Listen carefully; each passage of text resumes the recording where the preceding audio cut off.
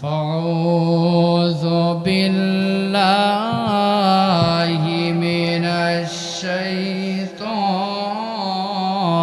الرجيم. بسم الله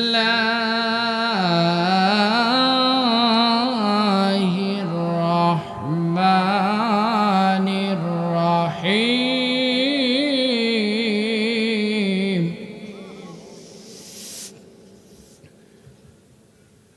سبحان الذي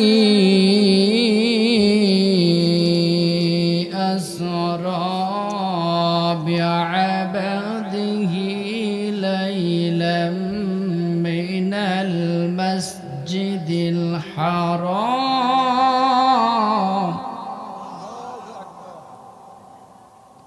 سبحان الذي أسرى بعبده ليلا من المسجد الحرام إلى المسجد الأقصى الذي باركنا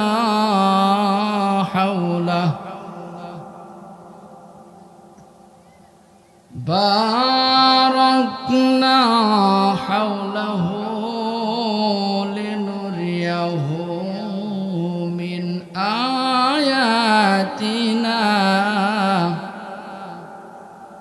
إنه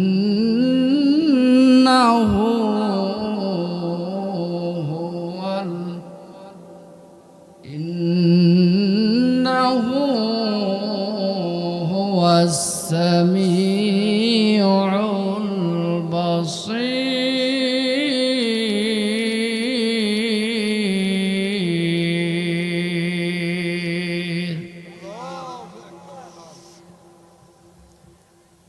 وقال الله تعالى وآيات أخرى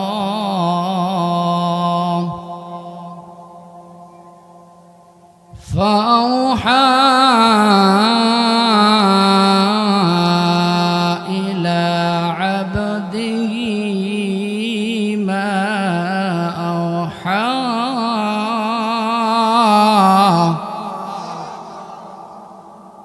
إلى الآخر الآية. عن عبد الله بن مسعود عن النبي صلى الله عليه وسلم لا تزول قدم يوم القيامة من عند ربه حتى يسأل عن خمس: عن عمره فيما أفنه، وعن شبابه فيما أبله، وماله من أين اكتسبه، وماذا عمل فيما علم. متفق عليه. وقال رسول الله صلى الله عليه وسلم: ففرج صدري ثم غسل بماء زمزم. رواه البخاري، أو كما قال عليه الصلاة والسلام. وقال الله تعالى في شأن حبيبه: إن الله وملائكته يصلون على النبي يا أيها الذين آمنوا صلوا عليه وسلموا تسليما. اللهم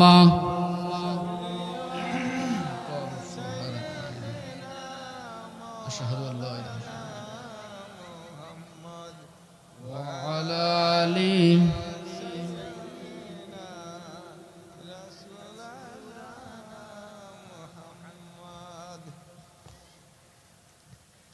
যেমন তুমি দিলে জমিন দিয়েছো আসমান সুখ সুখের সমাজ গড়তে দিলে পবিত্র কোরআন। কথা বলেন ঠিক কিনা বা ঠিক? যেমন তুমি দিলে জমিন, দিয়েছো আসমান, সুন্দর একটা সমাজ গড়তে পবিত্র কোরআন। সুন্দর একটা সমাজ গড়তে পবিত্র কোরআন। দুর্নীতিমুক্ত সমাজ গড়তে তেমনি কোরআন। পথের দিশা তেমনি দিলে রাসূল আকরাম, রাসূল আকরাম। আল্লাহুম্মা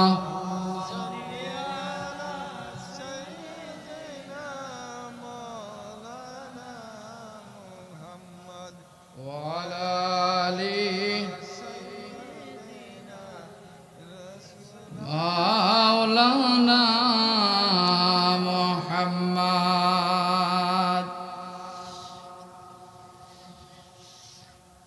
যতই জমাও টাকার পাহাড়, বানাও রঙের বাড়ি,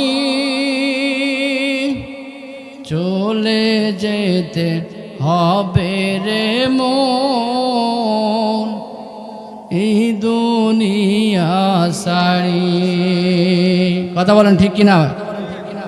যতই জমাও টাকার পাহাড়, বানাও রঙের বাড়ি, চলে যেতে হবে রে মন এই দুনিয়া সারি। চলে যেতে হবে রে মন এই দুনিয়া সারি। ঠিক কিনা বা ঠিক? বন্ধু বান্ধব আপন যারা, তারাই হবে পর। 3.5 হাত মাটি হবে, 3.5 হাত মাটি হবে তোমার আপন ঘর,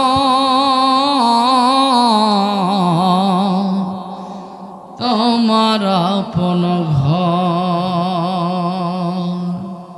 ঠিক না বা ঠিক? ও মনরে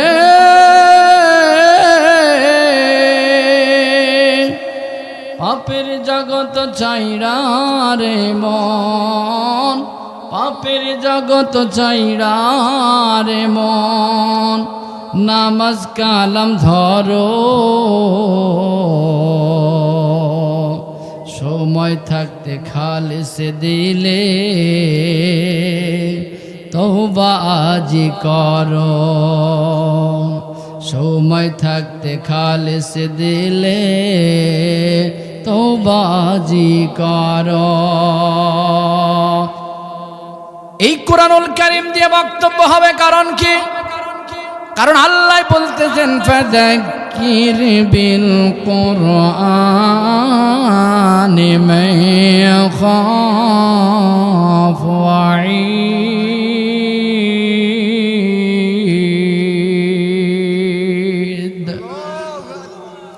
কোরআনে হাকিম হাফেজে কোরআন আছে, কোরআনে হাকিমের 50 নম্বর সূরা সূরাতুল কাফ, সর্বশেষ 45 নম্বর আয়াত। ঠিক আছে, আল্লাহ পাক বলতেছেন, ও দুনিয়ার মানুষ, তোমাদের সভা সমিতি, ওয়াজ নসিহত, উপদেশ বাণী যা কিছু দেওয়া দরকার বিল কুরআন, কোরআন সুন্নাহের ভিত্তিতে তোমরা প্রদান করবে। কেননা কোরআন সুন্নাহ ভিত্তিতে যদি বক্তব্য হয়, তাহলে এই বক্তব্য তাদের জন্য মহা পুরস্কার, তাদের জন্য মহা সহায়ক হবে, যাদের অন্তঃকরণে যাদের অন্তঃকরণে প্রভুত্বের ভয়, মহান রব্বে কারিমের ভয় থাকবে। জোরে গান সুবহানাল্লাহ। আবার আল্লাহ পাক বলতেছেন, মা আনজালনা আলাইকাল কুরআন লিতাশকা। পবিত্র কোরআনুল কারীমের 120 নম্বর সূরা সূরাতুত তাহা, এই সূরাতুত তাহার 2 নম্বর আয়াত আল্লাহ পাক বলতেছেন, কোরআন আমি এই জন্য নাজিল করি নাই যে তোমরা কষ্ট পাবে। কোরআনের বিধিবিধান, ইসলামের বিধিবিধান, সুন্নাত তরিকা আল্লাহ পাক এই মানুষদের মাঝে দিয়েছেন আমার আপনার ভালোর জন্য। কথা বলেন ঠিক কিনা ব্যাঠে? ও দুনিয়ার মানুষ, বিশেষ করে পাবনাবাসী, এই পাবনার মাটিতে পা দিলে একজন আলেমের কথা মনে পড়ে, মাওলানা মতিউর রহমান নিজামী। শহীদ মাওলানা মতিউর রহমান নিজামীর কথা মনে পড়ে ভাইজান, যিনি অনেকবার দেশের দায়িত্বে ছিলেন। কথা বলেন ঠিক কিনা বা ঠিক? যার এক পায় যার দুর্নীতি অনুবীক্ষণ যন্ত্র লাগিয়েও ধরতে পারে নাই। ফখরুদ্দিন, মঈনুদ্দিন যারা তত্ত্বাবধায়ক সরকার ছিল, যারা দুই দলের দুই নেত্রীকেই জেলখানা ঢুকিয়েছে, অথচ মতিউর রহমান নিজামী এর একটা মন্ত্রী তার একটা কোনো অপরাধ পায় নাই। এটা কার গৌরব? রাজশাহীবাসীর গৌরব না পাবনাবাসীর গৌরব? কথা করছেন না কেন? পাবনাবাসীর গৌরব। এই পাবনাবাসী এইরকম লোক আর পাবে কিনা কোনো গ্যারান্টি নাই। আল্লাহ পাক তাকে মাফ করে জান্নাতের সুউচ্চ মাকাম দান করুক, সকলেই বলেন আমিন।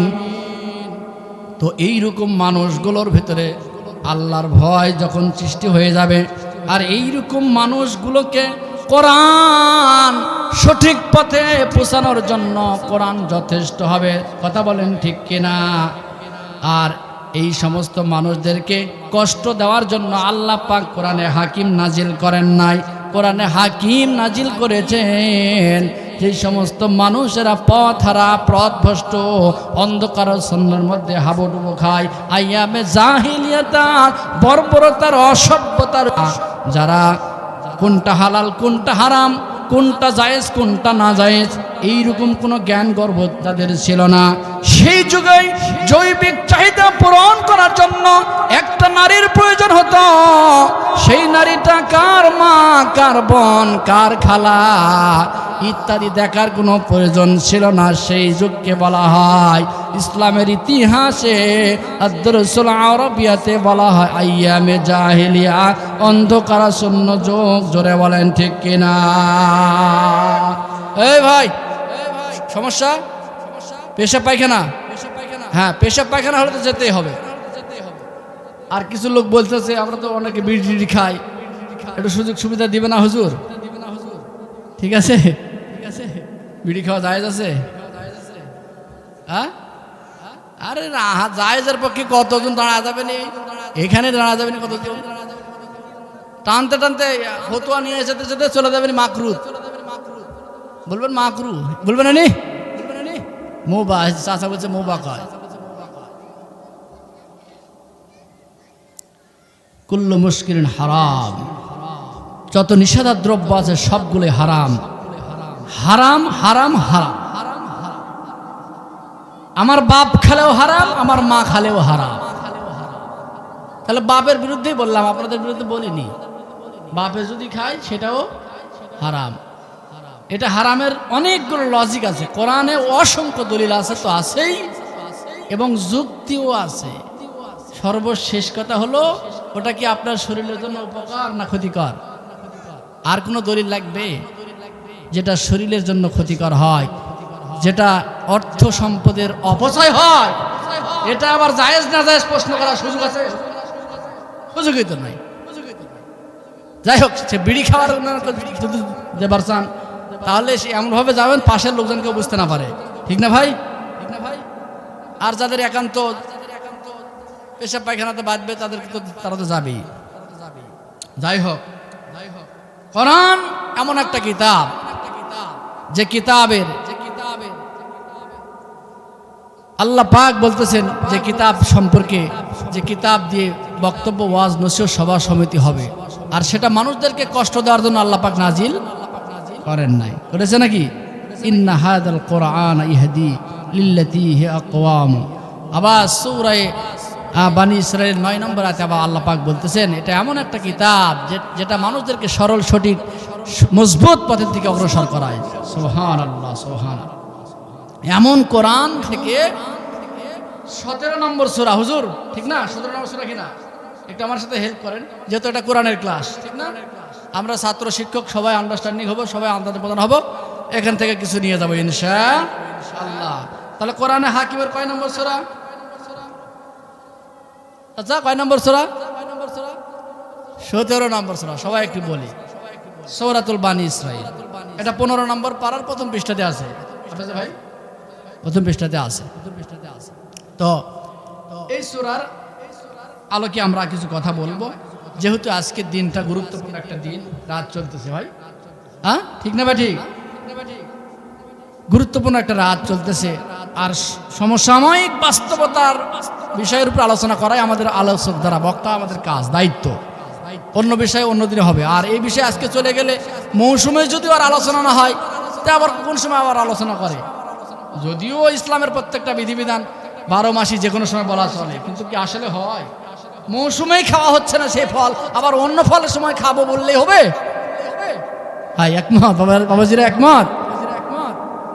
আচ্ছা, আল্লাহ পাক একটি মৌসুম দিয়েছেন, সেই মৌসুম এই রজব মাস। এই রজব মাসে প্রিয় নবীজি সাল্লাল্লাহু আলাইহি সাল্লামকে তার এই ধুলির ধারা থেকে একবারে তার দরবারে ডেকে নিয়েছিলেন। বিষয়টা আশ্চর্য কিনা বলেন? শুধু কি আশ্চর্য? দেখেন, আপনার নিজের অবাক হবেন বলে ইনশাআল্লাহ আশা করতেছি, অবাক হবেন। আজকে শুক্রবারেও হয়তো কোনো কোনো মসজিদে এই বিষয়ের উপরে আলোচনা হয়েছে, হয়নি হুজুরেরা? হয়েছে। দেখেন, আলোচনা ওই খুতবার আলোচনার সাথে মিলাবেন আর আমার আলোচনার সাথে মিলাবেন, যেখানে নতুন কিছু পাওয়া যাচ্ছে কিনা। আমি বলতেছি না যে আমি এবারে হনুরে কি, তা কিন্তু কিছুই না, কিন্তু আমি চেষ্টা করেছি এই আয়াতের উপর অনেক গবেষণা করে, আর এটা প্রস্তুতি নিয়েছি বললাম তো আজ থেকে, কারণ আজকে একটা দিন চলে যাবে আর আমরা ওই দিনের কিছুই বুঝবো না। এটা অন্য অন্য বক্তাদের হলেও আমরা যারা প্রধান বক্তা হই আমাদের উপর অনেক হক থাকে, মানুষের থাকে না? যেমন এটা রজব মাস চলতে, শাবান মাস পড়বে, এই রজব মাস পড়তে একটা দোয়া নবীজি সাল্লাল্লাহু আলাইহি ওয়াসাল্লাম শিখিয়েছেন, আল্লাহুম্মা বারিক লানা ফি রজাবা ওয়া শাবান ওয়া বাল্লিগনা রমাদান। সুবহানাল্লাহ, আল্লাহুম্মা বারিক লানা ফি রজাবা ওয়া শাবান ওয়া বাল্লিগনা রমাদান। হে আল্লাহ, এই রজবের বরকত, শাবানের বরকত আর রমজান পর্যন্ত আমাকে হায়াতে তাইবা দান করো। বাল্লিগনা, আমাকে পুষিয়ে দাও। বাল্লিগনা মানে পুষিয়ে দেওয়া, আর পুষাবে মানে কি? আরো 1-1.5 মাস পরে রমজান ভাই, পুষায় দিতে হবে।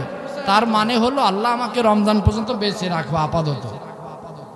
এই মাস তো, এই মাসগুলো তো চলে যাচ্ছে, রজব শাবান তো চলে যাবে, তো যাবেই, আমাকে রমজান পর্যন্ত বেঁচে রাখো। সম্মানিতা মায়েরা, ভালো করে মনে রাখবেন, এখন যেটা চলতেছে এই বিষয়ের উপরে আলোচনা আমরা করব ইনশাআল্লাহ তাআলা। তাহলে রজব এবং শাবান, রজব তো চলে গেল, শাবান পড়বে, এরপরে রমজান। রমজান পর্যন্ত বেঁচে থাকার জন্য আল্লাহ পাকের কাছে আমাদেরকে বলতে হবে। এটা প্রিয় নবীজি সহিহ আল জামে এবং মুস্তাদরাক হাকিম সহ ইটসি একটা আরো অনেকগুলো কিতাবের মধ্যে দেখলাম। তাহলে সুন্দর দোয়া না? দোয়াটা সুন্দর কিনা? যে আল্লাহ আমাকে রমজান পর্যন্ত বেঁচে রাখো, রমজান পর্যন্ত বেঁচে রাখো। এই কথার অর্থ হলো যে রমজানে অনেক কিছু আছে, রমজানে গুনাহ মাফের একটা মৌসুম আছে, রমজানে নেকি অর্জনের একটা মৌসুম আছে, রমজানে নিজের অপরাধগুলো আল্লাহর কাছে পেশ করে আমি আপনি সংশোধন হওয়ার একটা সময়, একটা মৌসুম আছে। গুনাহগার হোক, হাফ গুনাহগার হোক আর ফুল গুনাহগার হোক, প্রত্যেকের জন্য স্পেশালি রহমত থাকে। সেই মাসের নাম কি ভাই? সেই মাসের নাম রমজান, ঠিক আছে তো? রমজান, ঠিক আছে। ওই মাসে সবাই কিছু কম বেশি রহমত বরকত নাজাত পায় না? ওই জন্য ওই মাস পর্যন্ত আমরা আল্লাহর কাছে যেতে হবে, কারণ ওই মাস পেলে আমাদের কিছু গুনাহ খাতা কমবে এবং কিছু নেকি বাড়বে। আবার গেল দোয়াটা গেল। তাহলে এবার রজবের এই মাসে প্রিয় নবীজি সাল্লাল্লাহু আলাইহি সাল্লামকে নেওয়া হয়েছে। এই ব্যাপারে আবার অনেকে বলবেন, হুজুর এটার নির্দিষ্ট করে আপনি রজবের কথা বললেন, এই ব্যাপারে রজব ছাড়াও অন্য সময়ের কথাও বর্ণনা করা আছে হাদিসের কিতাবে এবং ইসলামের ইতিহাসের মধ্যেও আছে। কিন্তু প্রত্যেক বিষয়ে হ্যাঁ না পক্ষে বিপক্ষে দলিল তো আছেই। এর ভিতরে মজবুত এবং মাশহুর অধিকাংশ এই কথাগুলো শব্দটা আছে তো নাই, অনেক অনেক অনেক মুহাদ্দিসিন কেরামের বক্তব্য একমত যে প্রিয় নবীজি সাল্লাল্লাহু আলাইহি ওয়াসাল্লামকে আল্লাহ পাক ডেকে নিয়েছিলেন তার দরবারে, সেটাই হলো এই রজব মাসের 27 তারিখ দিবাগত রাত, 26 তারিখ দিবাগত রাত, অর্থাৎ 27 তারিখ। সম্মানিত সুধী মণ্ডলী, এই মাসেই দিন তারিখ মাস নিয়ে মতানৈক্য থাকতে পারে ধরে নিলাম, কারণ অনেক মানুষ আছে সহিহ হাদিস করে কথা বলেন ঠিক কিনা, তারা কিন্তু হাদিসের ভিতরে যেটা নাই সেটা নিবে চায় না। আবার হাদিস দেখালে বলবে হাদিসটা সহিহ জয়ীফ কিনা প্রশ্ন জাগবে। সব কিছুর মূলে সহিহ হাদিসের উপর আমল করতে চায়। কথাটা ভালো না খারাপ? কথাটা খুবই ভালো। ওই সমস্ত ব্যক্তিদের কাছে আমার বক্তব্যটা দ্বিমত হতে পারে, এই জন্য ওটাও ক্লিয়ার করতেছি। ধরে নিলাম যে এই মাসের 27 তারিখ হোক আর না হোক, এই বছরে হোক আর না হোক, তবে ইসরা এর মিরাজ আল্লাহ নবীজির হয়েছে, এতে কারো দ্বিমত থাকার কথা নাই। কথা বলেন ঠিক কিনা? যেই ঘটনাটা ঘটেছে ঘটনাটি সত্য, কিন্তু ঘটার 3 তারিখ যদি 19 বিষয়ে সমস্যা আছে, যেহেতু ঘটনাটা সত্য, ঘটনার দ্বিমত নাই। আর সেই যুগের একবার 3 তারিখ হুবহু লেখার ওই সময় এই প্রথাও ছিল না, ঠিক আছে? যাই হোক, প্রিয় নবীজি সাল্লাল্লাহু আলাইহি ওয়াসাল্লামের ইসরা এবং মেরাজ আজকে জুমাতেও আলোচনা কিছু করলাম। সেই কথার একটি অংশ আপনাদের খেদমতে একটু যোগ করতে চাই। সেটা হলো এই, আমরা এই রজব মাসে আসলেই মেরাজের কথা স্মরণ হয়ে যায়, ঠিক না ভাই? ঠিক। কিন্তু মেরাজের পাঠটা হলো 2 নম্বর পাঠ। কয় নম্বর পাঠ দেখেন? আজকের আলোচনার সাথে একটু দ্বিমত হচ্ছে কিনা। আজকে যে আলোচনা শুনেছেন জুমাতে, মেরাজ এটা কয় নম্বর পাঠ? 2 নম্বর পাঠ। তাহলে 2 নম্বর পাঠের 1 নম্বর থাকা লাগবে না? 1 নম্বর পাঠ কোনটা? 1 নম্বর পাঠ আল্লাহ পাক এই সূরা বনী ইসরাইলের 1ম নম্বর আয়াতে বলে দিয়েছেন। 1 নম্বর পাঠ হচ্ছে ইসরা। জোরে কোন? এই জুলাইয়ের পরে একটু কমেছে, কিন্তু জুলাইয়ের আগে মহিলারা মনে করে ঘাড়ের উপর উঠবে, ওই জন্য মহিলাদের জন্য কিছু স্পেশাল প্রোডাক্ট দেওয়া দরকার। আওয়াজ কমে যাচ্ছে। সম্মানিত সুধী মণ্ডলী, আল্লাহ রাসূল সাল্লাল্লাহু আলাইহি ওয়াসাল্লাম কে আল্লাহ পাক তার কাছে ডেকে নিলেন। এটা 2 খণ্ডে বিভক্ত, একটা হচ্ছে ইসরা আর একটা হচ্ছে মেরাজ। ইসরা এবং মেরাজ এই 2 খণ্ড আলোচনা করার আগে, এই ঘটনাটা ঘটার আগে তার প্রেক্ষাপট জানার দরকার আছে না নাই? আমরা তো তাফসিরে পড়েছি, প্রত্যেকটা জিনিসের ব্যাখ্যা বিশ্লেষণ করতে হলে তার ব্যাকগ্রাউন্ড জানতে হবে, তার প্রেক্ষাপট জানতে হবে, তার শানানুজুল জানতে হবে, কি হবে না ভাইরা? প্রেক্ষাপট না জানলে ঘটনার মধ্যে ঢুকলে কি বোঝানো যাবে? এই ইসরা এবং মেরাজ এর ভিতরে তো যাবই, কিন্তু এটা কোন পরিস্থিতিতে কোন প্রেক্ষাপটে ঘটনাটা ঘটলো, এই প্রেক্ষাপটটা জরুরি কিনা। আজকে জুমাতে বললাম যে এখানেও সব দলের লোকই আছে নাই? আগে একবার বললাম তোমার, আবার তোমার কথা বললাম, তার মানে দুইবার 2 পয়েন্ট কথা তোমার। সেটা সব দলের লোক আছে, স্বতন্ত্রভাবে মেনে নিতে হবে। যেমন তারেক রহমান বাংলাদেশে এসেছেন, এর একটা প্রেক্ষাপট নাই? আছে। প্রেক্ষাপটটা কি? জুলাই আন্দোলন। জুলাই যদি না হতো তাহলে ওরা আসার ক্ষমতা ছিল না, মরা লাশও আসতে পারত না। কি রাজনীতি হয়ে গেল কথাটা? বাস্তবতা মেনে নেন, বাস্তবতা মেনে নেন। তার মানে তারেক রহমান আসার পিছনে একটা প্রেক্ষাপট ছিল, সেই প্রেক্ষাপটের নাম কি? জুলাই। প্রিয় নবীজি সাল্লাল্লাহু আলাইহি সাল্লামকে আজকের এই রাত্রে, এই রজবের মাসে, আজকে দিয়েই বলিছে যে নিয়ে গেলেন তার কাছে বহুত খাড়খড়ি ফুড়ে, বহুত ঘটনা, আপনি অবাক হইলেন বলে। কিন্তু এই ঘটনার পিছনে তার একটা প্রেক্ষাপট নাই? কি দরকার তার, তাকে আল্লাহ পাক ওখানে নিয়ে যাওয়ার? একটা প্রেক্ষাপট, একটা কারণ সৃষ্টি হয়েছিল। সেই প্রেক্ষাপটটা আমরা খুব শর্টকাটে বলবো, কি বলবো না? সবাই রাজি আছেন? শুনবেন তো শুনবেন না? ভাই একটু কালেমা পড়েন তো, একটু জিকির করেন, তার একটু আগে আসেন, একটু কালেমা পড়েন লা ইলাহা, একটু ভাই একটু লড়াচড়া করেন, বরকতে হরকত হয় না? লড়াচড়া করলে লাভ আছে না ক্ষতি? হুজুরেরা লাভ আছে, ঠিক না? কি লাভ? কি লাভ? ইয়াউমাইজিন তুহাদ্দিসু আখবারাহা, সূরা জিলজাল 109 নম্বর সূরা সম্ভবত। তে সূরা জিলজাল, এখানে এই জমিনের কথা বলা হচ্ছে। এই জমিনের উপরে কে কি করলো না করলো, কে কত জায়গায় বসলো তাফসির মাহফিল শুনতে, কে আসলো না, কে এই তাফসির মাহফিলে না বসে টিভির পর্দায় বসে থাকলো, কোথায় বসে থাকলো, কার উপর বসে থাকলো, কয়টার সময় বসে থাকলো, কতক্ষণ বসেছিল, সবটা জমিন পাই টু পাই ফাঁস করে দিবে। জোরে করে আল্লাহু আকবার, আওয়াজ দেবেন আল্লাহু আকবার। সম্মানিত উপস্থিতি, আমার পাড়ের আবজান ভাই জানেরা আমার, আল্লাহ নবী সাল্লাল্লাহু আলাইহি ওয়াসাল্লাম জন্মের 6 মাস পূর্বে দুনিয়ার জীবন থেকে তার অভিভাবক চলে গেলেন। কথা বলেন ঠিক কিনা? এবার কান দিতে হবে ওয়াজের ভিতরে। সম্মানিত মায়েরা, গল্প গুজব বন্ধ করেন। আল্লাহ নবী সাল্লাল্লাহু আলাইহি ওয়াসাল্লাম দুনিয়ায় আসার 6 মাস আগে বাবা আব্দুল্লাহ দুনিয়া থেকে চলে গেল।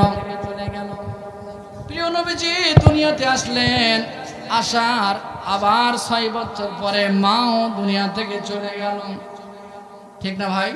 তাই কবি বলতেছেন, 6 বছরের কুলে নবীজি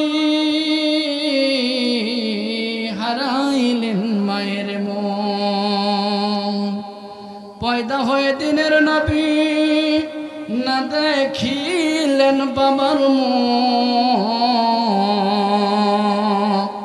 6 বছরের কুলে নবীজি হারাইলেন মায়ের মন। কথা বলেন ঠিক কিনা? তাহলে জন্মের আগে বাবা মারা গেল, জন্মের 6 বছর পরেও মাও মারা গেল। এরপরে মা যখন মারা গেল, দাদা আব্দুল মুত্তালিব তাকে লালন পালন করতে শুরু করল। দাদা আব্দুল মুত্তালিব লালন পালন করতেছে। প্রিয় নবীজির বয়স যখন 8, এই সময় দাদাও দুনিয়া থেকে চলে গেল। তার মানে হলো জন্মের আগে একটা ডাল ভেঙে গিয়েছিল আব্দুল্লাহ, জন্মের পরেও আর একটা ডাল ভাঙলো, তার নাম কি? মা আমেনা। এই মা আমেনার পরে আল্লাহ নবী সাল্লাল্লাহু আলাইহি সাল্লাম ধরলেন কাকে? দাদা আব্দুল মুত্তালিবকে। দাদা আব্দুল মুত্তালিব নামক ডালটাও ভেঙে গেল, ছাওয়াটাও হারিয়ে গেল। এরপরে প্রিয় নবীজি ধরলেন তার চাচাকে, চাচা আবু তালিবকে ধরলেন। চাচা আবু তালিব, এই ডালটাও এক সময় ভেঙে গেল, চলে গেল দুনিয়া থেকে। এরপরে প্রিয় নবীজি যেই দিন যায় সেই তিনি মর্মাহত হন, মনের মধ্যে দুর্বল দুর্বল হয়, দুশ্চিন্তা নিয়ে নবীজি ঘোরাফেরা করেন।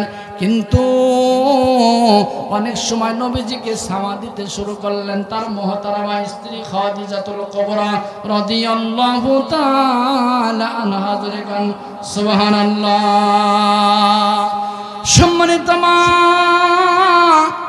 ও ঐতিহ্যবাহী পাবনার অঞ্চলের মানুষেরা, মুসলমান ভাইরা, একটু গভীর মনোযোগ দেন। প্রিয় নবীজি যেই ডালটা ধরেন, যেই ছাওয়ায় যান, সেই ছাওয়ায় একের পর এক চলে যায়, তাহলে মনে কষ্ট হবে কি হবে না? মনে কষ্ট হওয়ারই কথা, আর হয়েও ছিল। নবীজির মনের মধ্যে কেমন যেন হতে শুরু করল। এরপরেও ওই নবীজিকে সর্বদাই সান্ত্বনা দিত তার স্ত্রী খাদিজাতুল কুবরা।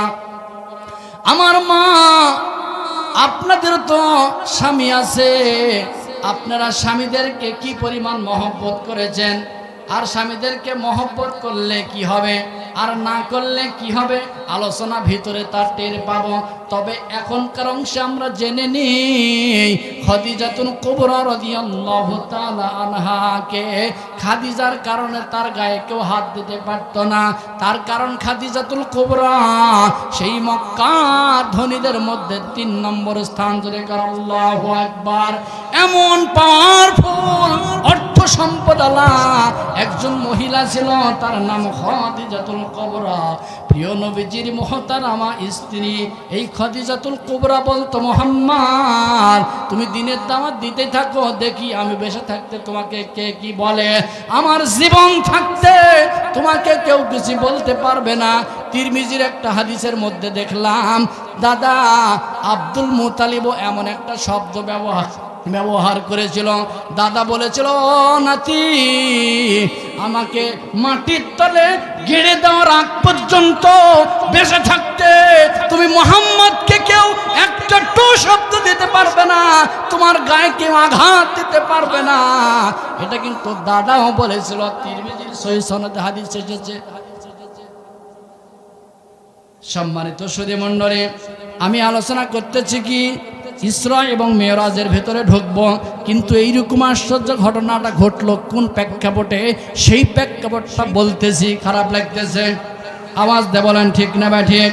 সম্মানিত সুধী মণ্ডলী, এইবার খাদিজাতুল কুবরা আল্লাহর নবীজিকে ছাওয়া দিচ্ছিলেন একের পর এক, মাসের পর মাস, বছরের পর বছর।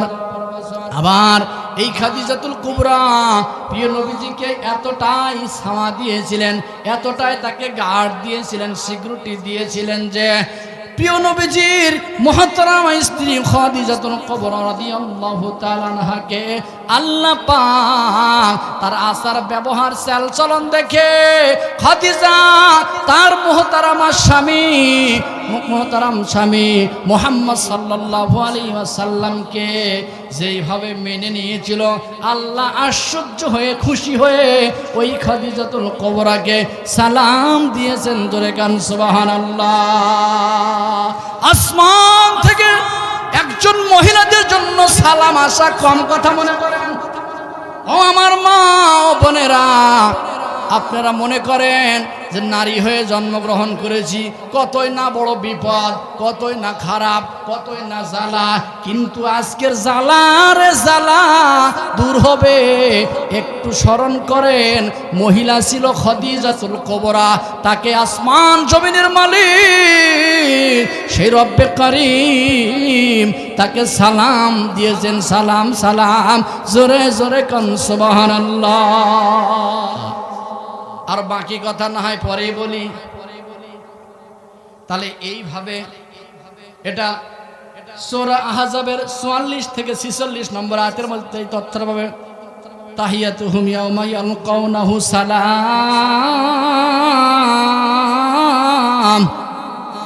এই আয়াতের তাফসীরের মধ্যে এগুলো পাবেন। আবার সহিহ বুখারীর ৩২১৩ নম্বর হাদিসেরও পাবেন। হাদিস নাম্বার একটু ১৯-২০ হতেও পারে, তবে মেসেজটা বুখারীর কিতাবে আছে 100 যে আল্লাহ পাক খাদিজাকে সালাম দিয়েছেন। আর কোরআনে আহজাবের ৪৪ নম্বর আয়াত তো দলিল দিলাম, আবার বুখারীর হাদিসেও তা প্রমাণ আছে। সব মিলে আল্লাহ কি পরিমাণ খুশি হয়েছিলেন বলে খাদিজাকে সালাম দিয়েছিলেন। ওই খাদিজা প্রিয় নবীজিকে সব সময় সামা দিত। ওই খাদিজার কারণে বিশ্ব নবীর সামনে সে বসে কেউ কোনো কুশব্দ করতো না, কটু শব্দ ব্যবহার করতে সাহস পেত না, তার গায়ে হাত দেওয়ার মতন দুঃসাহস কারো হতো না। এমন খাদিজাও এক সময় 49 বছর বয়সে খাদিজাও চলে গেল। ইন্না লিল্লাহি ওয়া ইন্না ইলাইহি রাজিউন।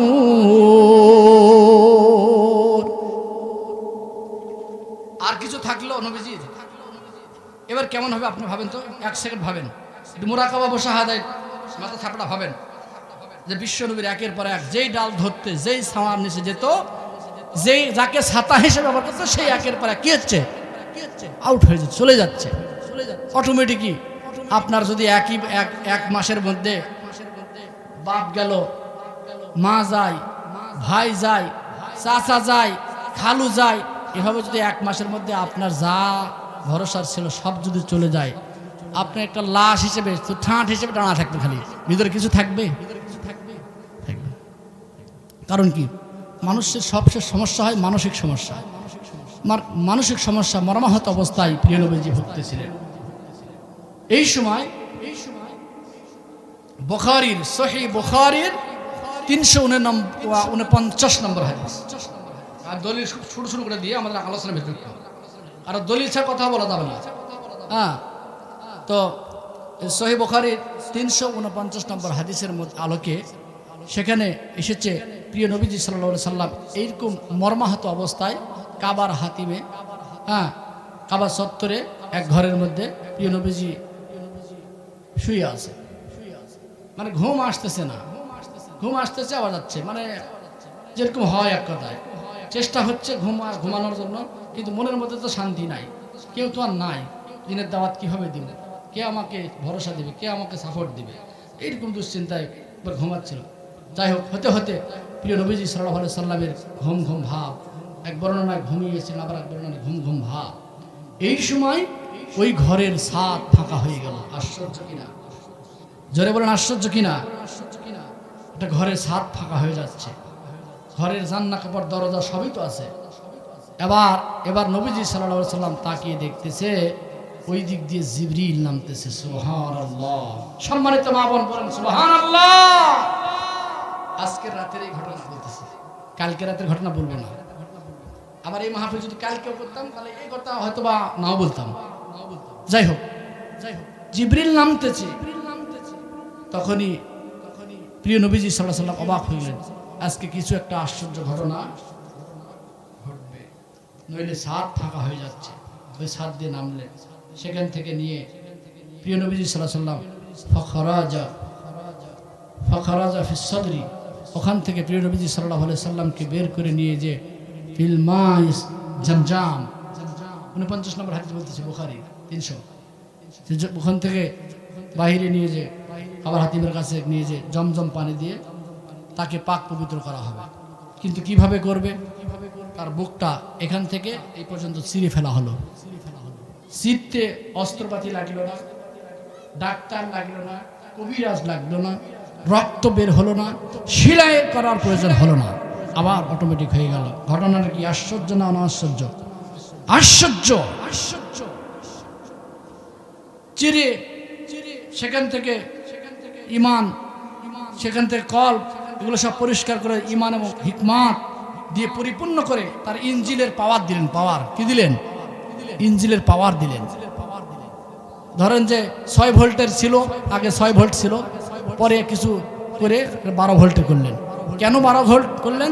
এখান থেকেও প্রিয় নবীজি সাল্লাল্লাহু আলাইহি সাল্লাম ভাবতেছেন কিছু একটা আশ্চর্য ঘটনা একটা ঘটবে, নইলে এইরকম হচ্ছে কেন? আবার দেখেন এই দুনিয়ার এই আবহাওয়া আর আল্লাহর কাছে যাওয়ার আবহাওয়া এক হবে? আমার মোটরসাইকেল আছে বাড়িতে, মোটরসাইকেল যখন দূরে কোথাও, আমার জেলাতে কোথাও যদি মাহফিলে যায়, যদি সম্ভব হয় মোটরসাইকেল নিয়েও আমি যাই অনেক সময়। আমি অন্যান্য বক্তার মতন অত পাং নাই যে আমাকে উড়োজাহাজ নেওয়া লাগবে, হেলিকপ্টার নেওয়া লাগবে, কি আমাকে প্রাইভেট কার নেওয়া লাগবে, নিয়ে নেওয়া যাবে। কিন্তু আমি অনেক সময় জিনিসগুলো বিবেকের মধ্যে বাধা দেয়, তো অপচয় হয় নাকি। যাই হোক, যখন আমার ক্ষমতার ভিতরে যদি হয় জায়গাটা, তাহলে আমি মোটরসাইকেল নিয়ে চলে যাই। আবার যখন দূরে যাব মোটরসাইকেল নিয়ে, তখন মোটরসাইকেল আগে যেইভাবে চালাতাম, যেই প্রস্তুতি দিয়ে, ওই প্রস্তুতি দিয়ে বের হবে না। ধরেন আপনার পাবনাতেই আসলাম, রাজশাহী থেকে পাবনাতে আসবো, মানে কি মোটরসাইকেলের প্রত্যেকটা খুঁটিনাটি বিষয় আমি দেখবো না? কোন নাট টাইট আছে কিনা দেখবো, কোনটা ঢিল আছে কিনা দেখবো, পাম আছে কিনা দেখবো, তেল আছে কিনা দেখবো, সব ঠিকঠাক আছে কিনা দেখবো, ব্রেকটা আছে কিনা দেখবো, কাগজপাতি আছে কিনা দেখবো, আমার ড্রাইভিং লাইসেন্স আছে কিনা দেখবো। এই সব প্রস্তুতি লাগবে। কেন বলেন তো? কারণ আমি আসতেছি অনেক কটা জেলা অতিক্রম করে এখানে আসতে হবে, অনেক দূরে রাস্তা। এই জন্য এখানে আমার আগের প্রস্তুতি হিসেব করলে হবে না। তো প্রিয় নবীজি সাল্লাল্লাহু আলাইহি সাল্লাম দুনিয়ার ধারায় যেই ইঞ্জিল নিয়ে, যে কল্প নিয়ে, যেই ইঞ্জিল নিয়ে, ভিতরকার কলকবজা নিয়ে চলাফেরা করতেন, সেটা নিয়ে তো আর আরশে আজিমে আল্লাহ পাকের কাছে যাওয়া, এটা তো মানাই না। মানাবে পাওয়ার শক্তি বেশি লাগবে। আর সেটা সিস্টেমেই প্রিয় নবীজি সাল্লাল্লাহু আলাইহি সাল্লামকে বক্ষান চিরে পরিষ্কার করে, জমজম পানি দিয়ে ধুয়ে পরিষ্কার করে, সেটাকে প্রস্তুত করে ঈমান এবং হিকমাতে সব ভরপুর করে দিয়ে আল্লাহ সুবহানাহু ওয়া তাআলা বললেন। এবং সহিহ মুসলিমের হাদিস, এবার আগেরটা সহিহ বুখারীর 309 নম্বর হাদিস গেল, এবার সহিহ মুসলিমের 300 নম্বর হাদিসের মধ্যে আছে উতিতু বিল বুরা। এই ফিলিস্তিনে যে জায়গায় নবীজিকে এই রাতের বেলা নিয়ে যাওয়া হচ্ছে মেরাজের পাটের 2 নম্বর, প্রথমটা যে এই জায়গায় হয়েছে ওটাই ছিল আমাদের আগের কিবলা। কিবলা পরিবর্তনের ঘটনা যখন ধরবো অবাক হবেন, ওটা পাবো না। মূলত বোঝাচ্ছি ওটাই আগের কিবলা ছিল। নামাজ চলা অবস্থায় দেখেন, নামাজ চলা অবস্থায় আবার পশ্চিম দিকে ঘুরে গেল, 2 রাকাত নামাজ পড়া হলো ওই সেই মসজিদে আকসার দিকে, জেরুজালেমের ফিলিস্তিনের ওই মসজিদ, ওই মসজিদে আকসার দিকে 16-17 মাস ধরে নামাজ পড়া হলো। হুজুরেরা কথা কি মিলতেছে? পড়ার পরে 4 রাকাত নামাজে 2 রাকাত পড়ার পরে ওই নামাজের ভিতরে বাকি 2 রাকাতে আবার আমাদেরকে ব্রেক ঘুরিয়ে কাবার দিকে করা হলো। সুবহানাল্লাহ সুবহানাল্লাহ আলহামদুলিল্লাহ লা ইলাহা ইল্লাল্লাহ। এগেছেন সুবহানাল্লাহ। দান তোলা লাগবে না? আচ্ছা, দানের জন্য সব রেডি থাকেন তো ভাই। সুবহানাল্লাহ আলহামদুলিল্লাহ লা ইলাহা ইল্লাল্লাহ। আকাশের তারাগুলি ঝিলমিল ঝিলমিল দুলছে, নবী এসেছে, হাবিব এসেছে, নবী এসেছে, হাবিব এসেছে। বাইরে আলোচনার মধ্যে ঢুকতেছি, কিন্তু আমি বুঝতে পারছেন তো, টের পাচ্ছেন তো? কিন্তু এই যে দান আবার নিতে হবে, একটু সময় দিবেন তো? হ্যাঁ থামেন, কি বলছে? আর একটু কথা বলতেছে, কয়ে নেব। মারহাবা। যাই হোক, আমরা আলোচনার আজকে তাফসির মাহফিলের উদ্দেশ্য দুটো ওয়াকিয়ার 25 থেকে 30 বলতেছে, ডান দিকের মানুষেরা সাকসেসফুল। ডান দিকের মানুষেরা কি? ফি সিদরিম মাখদুদ ওয়া তানহিম মাদুদ।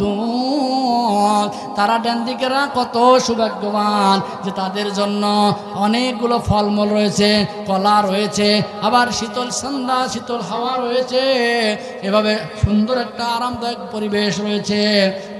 তাদের জন্য আসহাবুল ইয়ামিন, যারা ডানপন্থী, যারা দুনিয়াতে ডানপন্থী ছিল, আবার পরকালেও তারা ডানপন্থী হয়ে উঠবে। সুবহানাল্লাহ। সম্মানিত পাবনাবাসী, এখান থেকে শিক্ষা নিয়ে যান। তাহলে ডান আর বাম কোথায় থেকে আমরা পাইলাম? কোরআন থেকে। কোথা থেকে পেলাম? সূরা ওয়াকিয়া থেকে পাইলাম। আর আদম আলাইহিস সালাম ডান দিকে তাকিয়ে হাসতেছেন, পাইলাম কোথা থেকে? হাদিস সহিহ বুখারীর 349 নম্বর হাদিস থেকে পাইলাম। তাহলে কোরআন আর হাদিসের মিল আছে। তাহলে আমরা আলেমরা বা বিভিন্ন হুজুরেরা অনেক সময় ডান আর বাম কথা বলে থাকি, কি থাকি না? অনেক সময় বলে থাকি ডান দল বাম দল। অনেকে মাইন্ড করে যে হুজুরেরা এগুলা পাইছে কোথায়?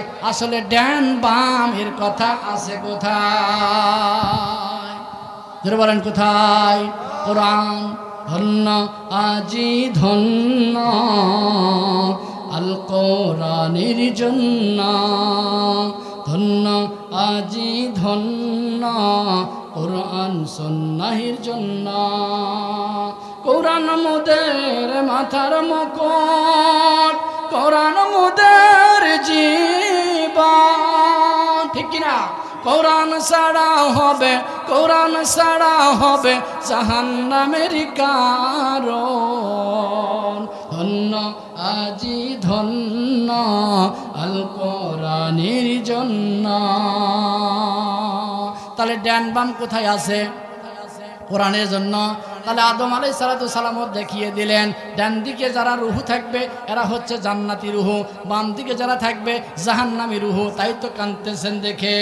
তাহলে বোঝা গেল আমরা দুনিয়াতেও যা কিছু করব আমরা ডানপন্থী হব না বামপন্থী হব? সম্মানিত মায়েরা, এই দুনিয়াতে যারা ডানপন্থী হবে পরকালেও তারা ডানপন্থী, ডান দিকে আদমের ডান দিকে থাকবে। এই দুনিয়াতে যারা বামপন্থী হবে আদম আলাইহিস সালামের বাম দিকে তাদের ঠিকানা হবে। আর বাম দিকে ঠিকানা হলে ঠিকানা কোথায়? জাহান্নাম। দ্য ডে অফ জাজমেন্ট, বিচারের দিনে সে জাহান্নামে চলে যাবে। তার মানে বামপন্থীরা অপদস্থ, বামপন্থীরা ক্ষতিগ্রস্ত। সাকসেসফুল হবে তো তারাই যারা দুনিয়াতে ডানপন্থী এবং যারা ডান দিকে থাকবে। জোরে গান সুবহানাল্লাহ।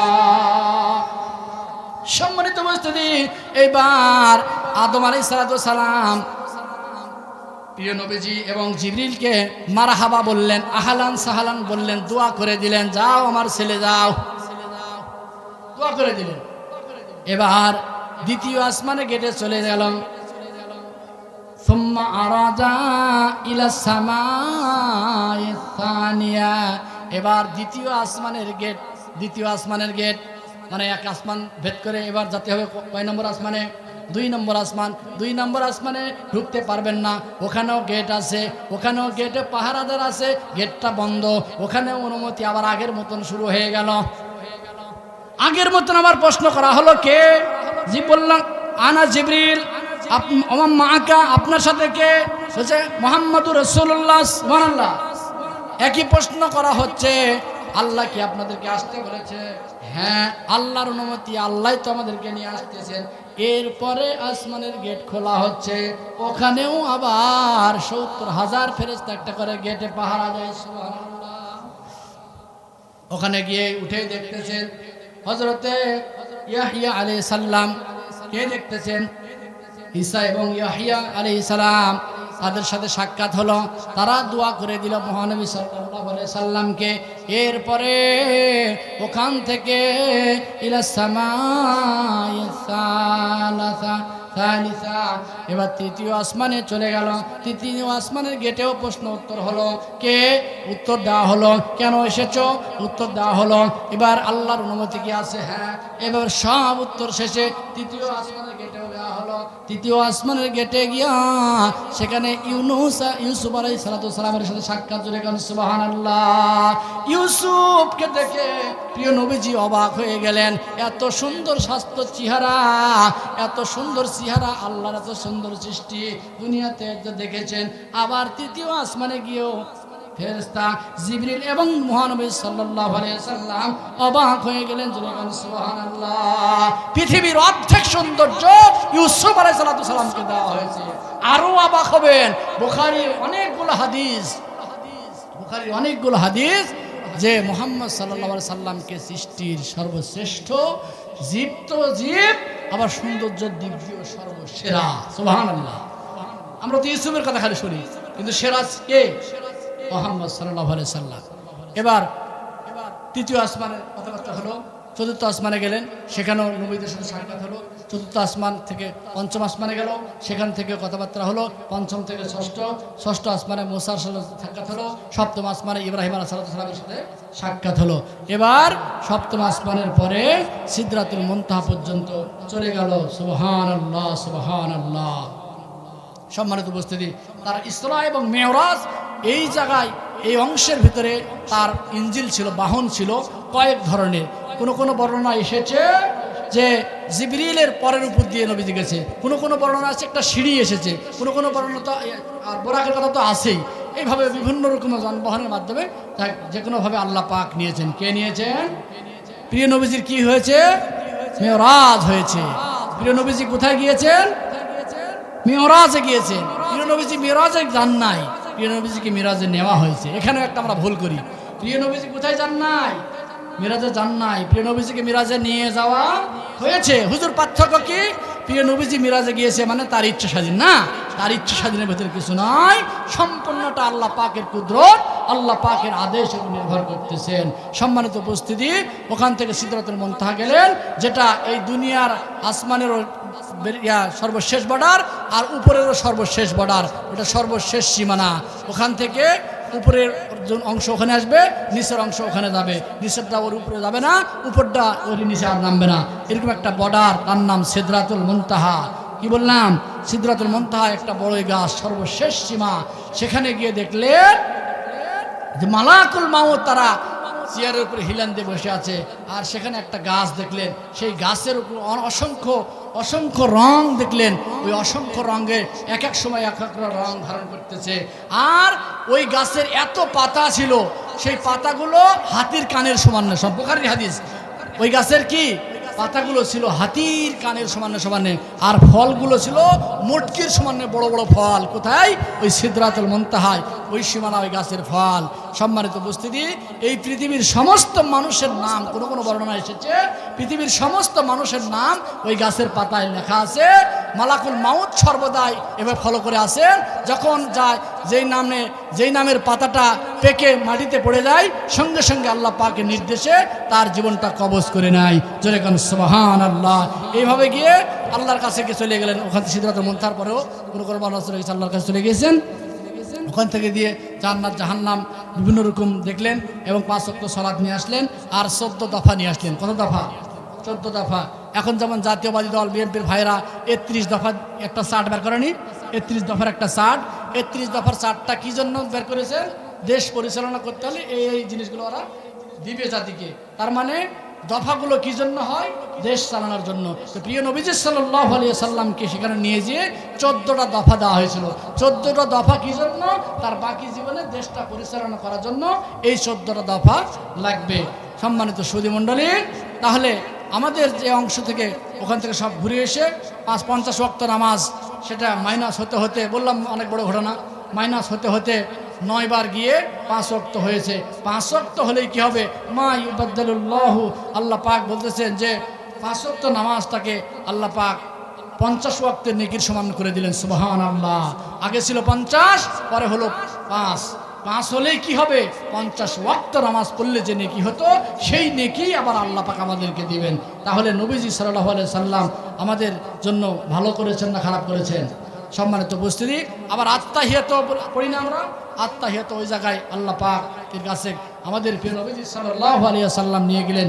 আল্লাহ পাক নবীজিকে সালাম দিলেন। আল্লাহ পাকের নবী সাল্লাল্লাহু আলাইহি সাল্লাম বললেন, শুধু আমার জন্য সালাম দিলে হবে না, আসসালামু আলাইনা ওয়া আলা ইবাদিল্লাহিস সালিহিন। নবীজি বলতেছেন, ও আল্লাহ, খালি আমাকে সালাম দিবেন কেন? আমাকে জন্য সালাম, ওয়া আলা ইবাদিল্লাহিস সালিহিন, আমার ইবাদত বান্দা বান্দি নারী এবং পুরুষ যারা ইবাদত গুজারি তাদের জন্য রহমত সালাম, তাদের জন্য বরকত। এবার আল্লাহ এবং রাসূলের কথোপকথন থেকে জিবরাইল এবং ফেরেশতারা অবাক হয়ে বলল, আসসালামু আলাইকা আইয়ুহান নবী ওয়া রাহমাতুল্লাহি ওয়া বারাকাতুহু। সুবহানাল্লাহ। এইভাবে প্রিয় নবীজি সাল্লাল্লাহু আলাইহি সাল্লাম সেখান থেকে উম্মতের জন্য নিয়ে আসলেন। আসার পরে এসে আবার বাইতুল্লাহ শরীফে এসে আবার ফজরের সালাতে ইমামতি করলেন। কি করলেন? এক বর্ণনা এসে ইমামতি করলেন, আর এক বর্ণনা আছে যে এতগুলো পথ অতিক্রম করে এসে আবার কাবার চত্বরে দাঁড়িয়ে গেলেন। প্রিয় নবীজি দাঁড়িয়ে আছেন, এমত অবস্থায় ওই চত্বর দিয়ে যাচ্ছেন আবু জেহেল। কে যাচ্ছেন? আবু জেহেল যাচ্ছেন। আবু জেহেল মুহাম্মদ সাল্লাল্লাহু আলাইহি সাল্লামকে দেখেই বলতেছে, ও মুহাম্মদ, তুমি তো প্রতিদিন তো নিত্য নতুন একটা করে উদ্ভুত কথা বলো, কাহিনী বলো, ঘটনা বলো, আজকে কেন কোনো ঘটনা কি আছে? আল্লাহ নবী সাল্লাল্লাহু আলাইহি ওয়াসাল্লাম বলছে, ও চাচা, আজকে আরো গুরুত্বপূর্ণ একটা ঘটনা। কি ঘটনা? আজকে রাতের কিছু অংশে এই যে আল্লাহ পাক বলতেছে যে লাইলাম, এটা লাইলাম, পুরো রাত নয়, রাতের একটা কিছু অংশ। তার মানে এইসব নামাজ পড়ে নবীজি ঘুমিয়েছিল, এতগুলো রাস্তা অতিক্রম করে এত কিছু ঘটনা ঘটে এসে আবার সেই কাবার ওই জায়গাতে আবার হাজির। এই নিমিষের মধ্যে আবু জেহেলকে বলা হলো, আমাকে এইভাবে আজকে এই কাবা ঘর থেকে ফিলিস্তিনে নিয়ে যাওয়া হলো, ওখান থেকে আবার উদ্দুলকে গমন করা হলো। আবু জেহেল বলতেছে, ভাতিজা থামো, তুমি উপরের কথাটা পরে বলো, তোমার এই অংশের কথাটা আগে ভালো করে বলো। তুমি বাইতুল্লাহ থেকে মসজিদে হারাম, মসজিদে আকসা তুমি গেলে, এত সহজে আবার চলে আসলে, এটা সম্ভব নয়। কারণ কি সম্ভব নয়? এটাই হলো আশ্চর্য ঘটনা, মানুষের ব্রেনে ধরবে না, লজিকে কুলাবে না। এই জন্য আল্লাহ পাক আলোচনা শুরু করার আগেই বলতেছে, সুবহানাল্লাযী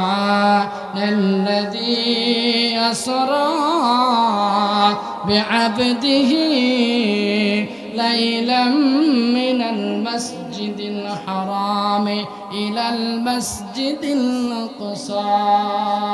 আকসাল্লাযী বারাকনা হাওলাহু লিনুরিয়াহু মিন আয়াতিনা ইন্নাহু হুয়াস সামিউল বাসীর।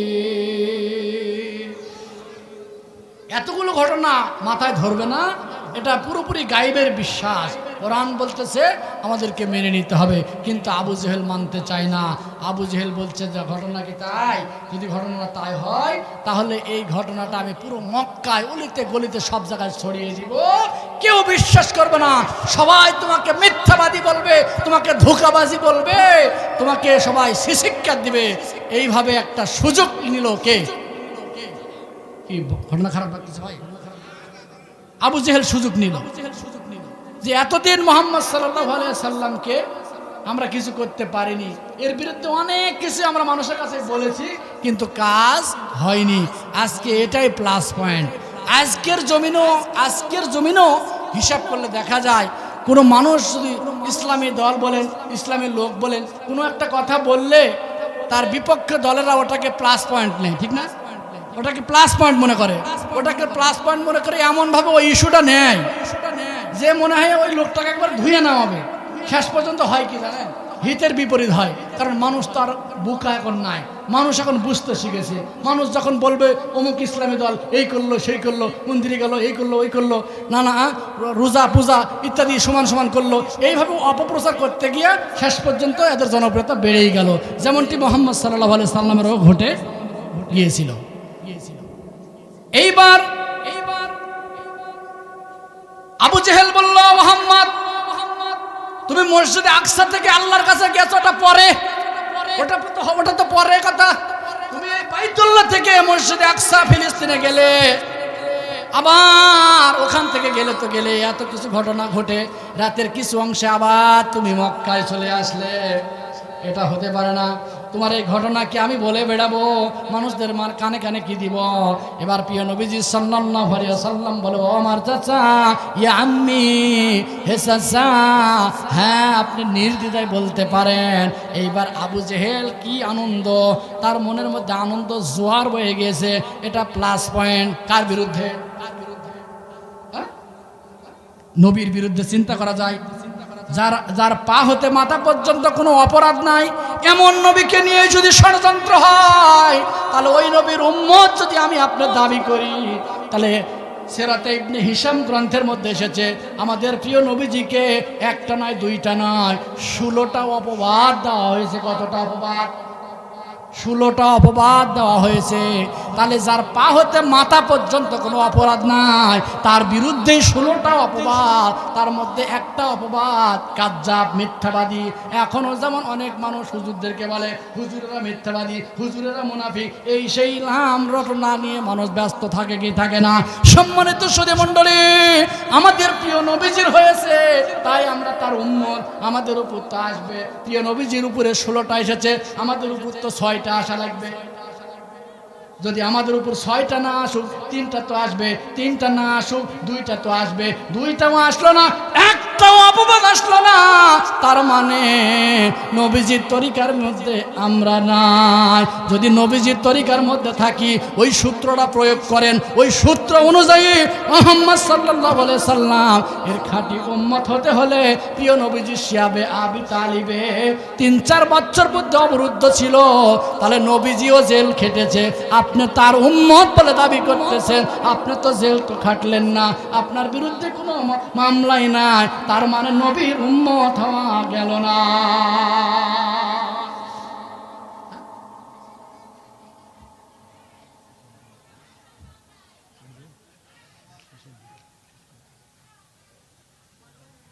সম্মানিত সুধী মণ্ডলী, এইবার আবু জেহেলকে অনুমতি দেওয়া হলো, হ্যাঁ আপনি চালান, আপনি এবার চালা দেন গোটা মক্কা মদিনার দিকে, সবার গলিতে গলিতে যান।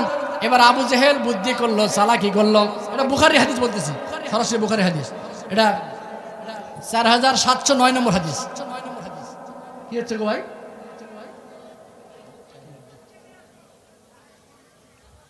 সম্মানিত সুধী মণ্ডলী, এইবার আবু জেহেল চিন্তা করলো, তাহলে সর্বপ্রথম কার কাছে যাওয়া যায়? তার নিকটের মানুষ, তাকে বেশি বিশ্বাস করত এমন ব্যক্তির নাম আবু বকর সিদ্দিক রাদিয়াল্লাহু তাআলা আনহু। সুবহানাল্লাহ। আবু বকর, এইবার আবু বকরের কাছে আমাকে আগে যেতে হবে, যে বলতে হবে আবু বকর এর শুনেছো কি এরকম ঘটনা? কারণ আবু বকরকে যদি মুহাম্মদ সাল্লাল্লাহু আলাইহি ওয়াসাল্লাম থেকে মাইনাস করা যায়, তাহলে বাকিদেরকে মাইনাস করা সহজেই যাবে। এইবার আবু বকরের কাছে গেল, আবু বকরের কাছে গিয়ে বলল, আবু বকর তুমি কি শুনেছো? কি এক আশ্চর্য ব্যাপার, মুহাম্মদ উদ্ভট একটা কথা বলতেছে। কি গো সে কথাটা? সেটা হলো আজকে এশার নামাজের পরে রাতের কিছু অংশে এই বাইতুল্লাহ থেকে আবার মসজিদে আকসায় গেল, ওখান থেকে আবার বেরাস্ত আছে, ওখান থেকে সব তো খুঁজে আসলো, আবার এসে সকাল না হতে আবার কাবা চত্বরে দাঁড়িয়ে আছে। আবু বকর বলতো, আবু জেহেল শোনেন শোনেন শোনেন, আমার নবী কি বলেছে এই কথা? হ্যাঁ অবশ্যই বলেছে। আমার নবীজি যদি এইরকম কথা তোমার সামনে বলেই থাকে, তাহলে আমার নবীজি 100-এ 100 সঠিক কথাই পেশ করেছে। সুবহানাল্লাহ। এইবার আবু জেহেল একটু দুর্বল হলো, দুর্বল হলেই কি হবে, আবার তার সঙ্গপঙ্গ নেতাদের কাছে এগুলো ছড়ানোর চেষ্টা করলো। এইবার আর একজনের সাথে সাক্ষাৎ হলো। ওই ব্যক্তিটা মাঝে মধ্যে বাইতুল্লাহ থেকে মসজিদে আকসায় যেত, ব্যবসা বাণিজ্য করত। ওই ব্যক্তিকে নিয়ে আসতে হবে। ওই ব্যক্তিকে বলা হলো, শুনেছ কি আজকে মুহাম্মদ এই বাইতুল্লাহ থেকে মসজিদে আকসায় গিয়েছে, আবার আকসা থেকে আবার মেরাজ করে অনেক কিছু ঘটনা অতিক্রম করে আবার রাতের কিছু অংশে চলে এসেছে। তাহলে আমরা কিভাবে নবীজিকে আরও অপদস্থ করা যায়? এইবার তিনি বললেন, আমি তো প্রতিনিয়তই বাইতুল্লাহ থেকে মসজিদে আকসা এই অঞ্চলে আমি ব্যবসা বাণিজ্য করি, কোথায় কি আছে আমি সব জানি, একটু পরীক্ষা করার দরকার আছে না?